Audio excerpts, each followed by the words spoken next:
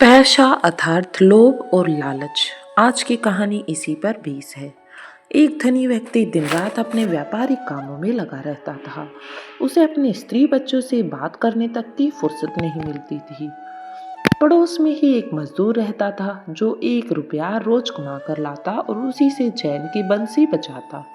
रात को वह तथा उसके स्त्री बच्चे खूब प्रेम पूर्वक हंसते बोलते।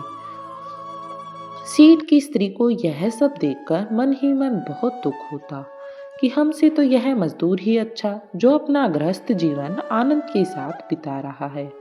उसने अपना महादुख एक दिन सेठ जी से कहा कि इतनी धन दौलत से क्या फायदा जिसमें फंसी रहकर जीवन की और सब आनंद छूट जाएंगे।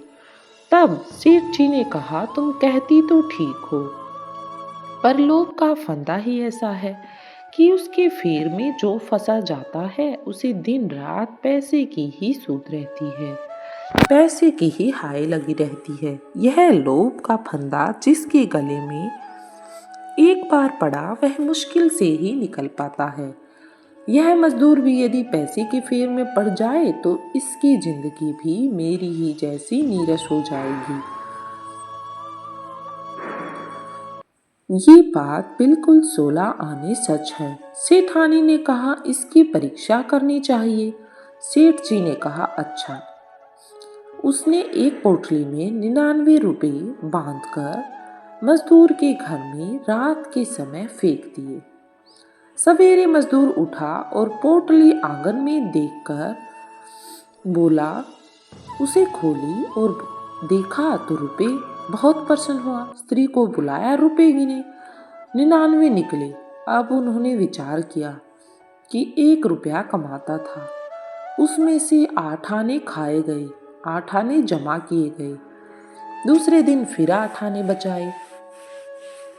अब उन रुपयों को और अधिक बढ़ाने को चस्का लग गया। वे कम खाते, रात को भी अधिक काम करते ताकि जल्दी जल्दी अधिक पैसे बचें, और वह रकम बढ़ती चली गई। धीरे धीरे समय के साथ वे लोग मेहनत करते गए। सेठानी अपनी छत पर से उस नीची छत वाले मजदूर का सब हाल देखा करती थी। थोड़े दिनों में वह परिवार जो पहले कुछ भी न होने पर भी बहुत आनंद का जीवन व्यतीत करता था, अब धन जोड़ने के चक्कर में 99 के फेर में पड़कर अपनी सारी खुशियों को भूल बैठे, उन्हें खो बैठे और दिन रात हाय हाय में बिताने लगे।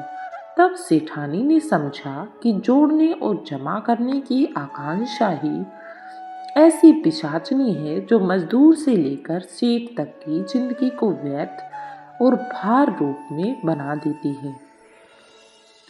तो दोस्तों, आपको समझ में आई बात? लालच सबके साथ ऐसा ही करता है। हमेशा पैसे में न खोएं, अपने परिवार को समय दें। वीडियो अच्छी लगी हो तो लाइक